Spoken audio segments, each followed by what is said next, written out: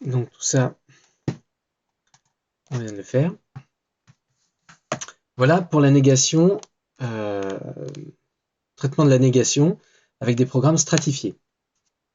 Maintenant, voyons le traitement de la négation non stratifiée. Alors, la notion de modèle parfait est cependant inadéquate quand un programme n'a pas de stratification. Ça arrive quand deux prédicats ou plus sont mutuellement définis avec note. Comme dans le programme qu'on évoquait tout à l'heure, donc Dilbert est un homme, et puis quand X n'est pas un mari mais que c'est un homme, alors c'est X est célibataire, et quand X n'est pas célibataire et est un homme, alors X est un mari. Et on avait noté que PU avait deux modèles minimaux de Herbrandt, qui, comme on le verra plus tard, sont appelés des modèles stables.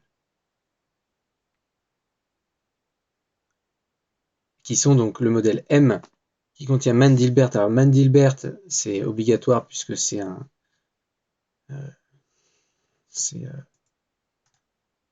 fait hein, qui est directement noté dans le programme. Et puis après, on a le choix, on peut faire deux hypothèses. Soit on a single de Dilbert, et si on a single de Dilbert, alors notre single de Dilbert est faux, parce qu'on est capable de, puisque on a montré que, puisque on avait un single de Dilbert est vrai, forcément notre single de Dilbert est faux. Donc on ne peut pas déduire husband de Dilbert, et vice versa pour husband de Dilbert.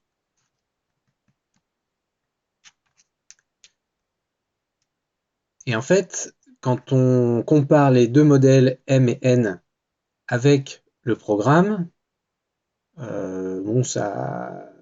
en fait, les deux modèles ont l'air d'être des scénarios plausibles. Hein, voilà.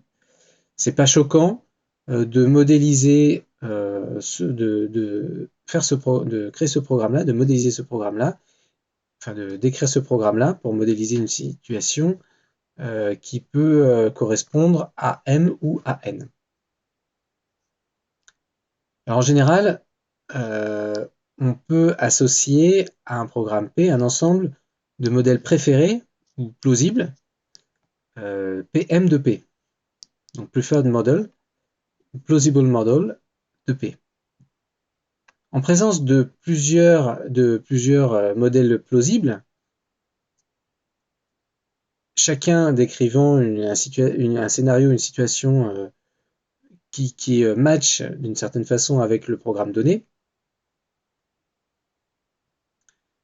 une question naturelle arrive et qui est de comment interpréter et comment réconcilier les, euh, les différences entre modèles apparaissant dans PM de P. Donc on peut voir ce problème-là selon deux points de vue complémentaires. Alors le premier point de vue, c'est le suivant, c'est de voir P comme une base de connaissances dans laquelle l'information explicite, donc les faits, et l'information implicite, donc les règles, est stockée. Et à partir de ça, se demander si une requête donnée Q, ou de manière plus générale une formule, est vraie ou pas. Par exemple, les requêtes peuvent être ground, c'est-à-dire que en fait, quand les requêtes sont ground, c'est-à-dire quand il n'y a pas de variable dans les requêtes, ben, on ne va pas chercher des valeurs pour mettre à la place des variables, donc des réponses. En fait, la réponse qu'on va chercher, c'est une réponse en oui ou non, en vrai ou faux. Par exemple, si on a la requête Q égale man de Dilbert, là, on veut savoir si c'est vrai ou pas par rapport au programme P qui est à disposition. Voilà. Éventuellement selon un certain critère. Et puis, on peut avoir des requêtes qui sont non-ground. À ce moment-là, on a une ou plusieurs variables dans les requêtes. Donc, par exemple, ici, x man x. Et donc, on va chercher à trouver l'ensemble des valeurs par lesquelles on va pouvoir remplacer x de telle façon à ce que man de toutes les valeurs en question est vrai dans le programme. Donc, dans cette manière de faire les choses, une requête ground Q peut être considérée, peut être traitée avec, avec l'hypothèse du raisonnement précautionneux ou sceptique, qui est de dire que Q va être évaluée à vrai si elle est vraie dans tous les modèles de PMP. On peut aussi évaluer différemment une requête close, une requête booléenne, dans le sens où on peut adopter un comportement de raisonnement courageux ou crédule, dans lequel on considérera que la requête est vraie si elle est vraie dans certains modèles préférés ou même dans un modèle préféré. Pardon, dans un modèle préféré. Ici, c'est sans doute un modèle préféré. Un modèle plausible.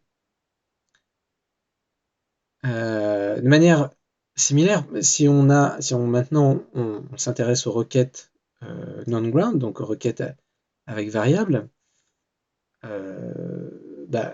répondre à une requête avec variable revient à trouver l'ensemble de tous les assignements clos de Q, c'est-à-dire à toutes les substitutions, toutes les insert substitutions par lesquelles on va pouvoir remplacer les variables de Q par des constantes, qui rendent la formule vraie dans soit tous les modèles plausibles, ça c'est le raisonnement précautionneux, ou alors qui rendent la requête vraie dans un modèle plausible, un modèle préféré, ça c'est le raisonnement courageux. Ah, donc ça c'est le premier point de vue. Et alors le deuxième point de vue,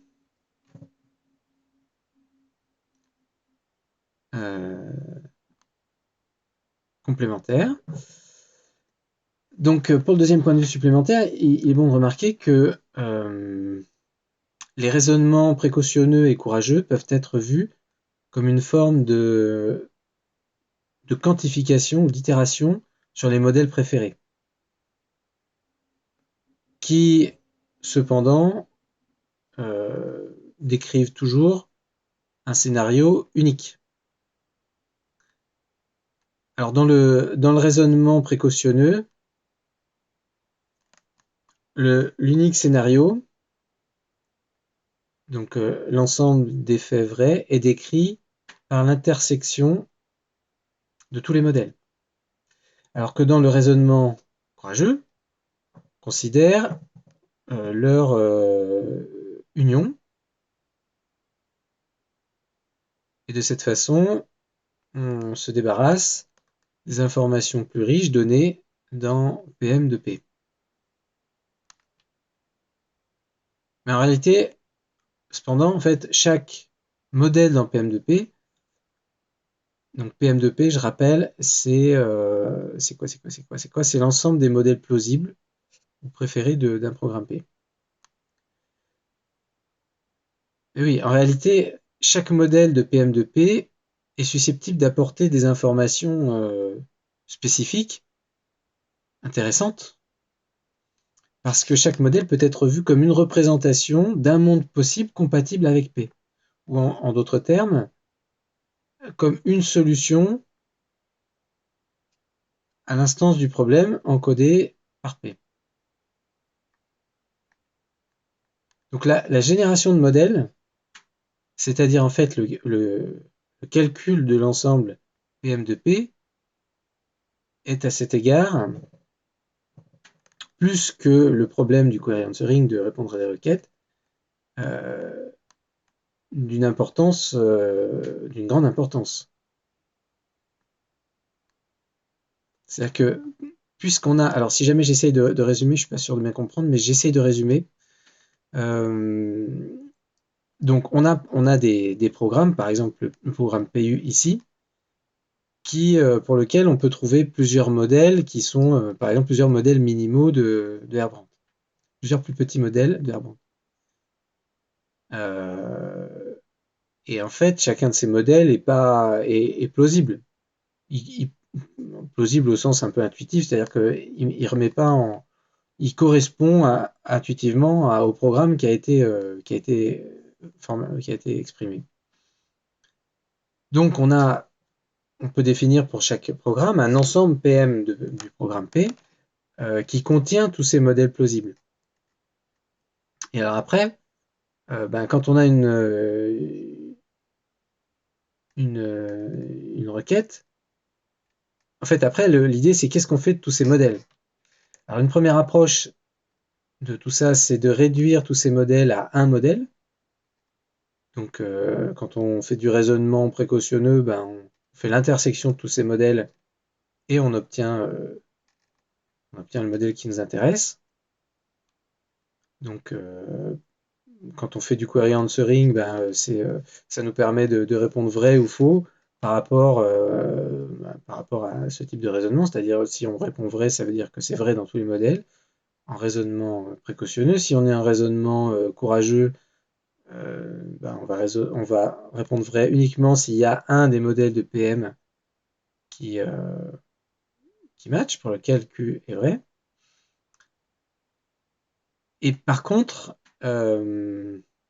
si on considère que chacun des modèles de PM de P a quelque chose à apporter d'intéressant, et qu'on ne veut pas réduire cette diversité en quelque sorte, là on va plutôt chercher à calculer en réalité l'ensemble des modèles. Donc on va plutôt être sur un problème de model generation plutôt que de chercher une réponse à une requête. C'est-à-dire qu'après, si on a des requêtes à poser, je sais pas, j'imagine qu'on va pouvoir poser la requête dans chacun des modèles qui aura été généré de PM, de P, et du coup avoir un ensemble de réponses qui sont pas forcément meilleures, enfin voilà, qui sont des réponses différentes. J'imagine que c'est un peu ça qui va être fait en ASP, mais on va voir ça, on va essayer de confirmer, on confirmera ça plus tard. Alors un exemple, par rapport à l'exemple précédent, donc les modèles préférés M et N de PU représentent donc des mondes possibles compatibles avec PU.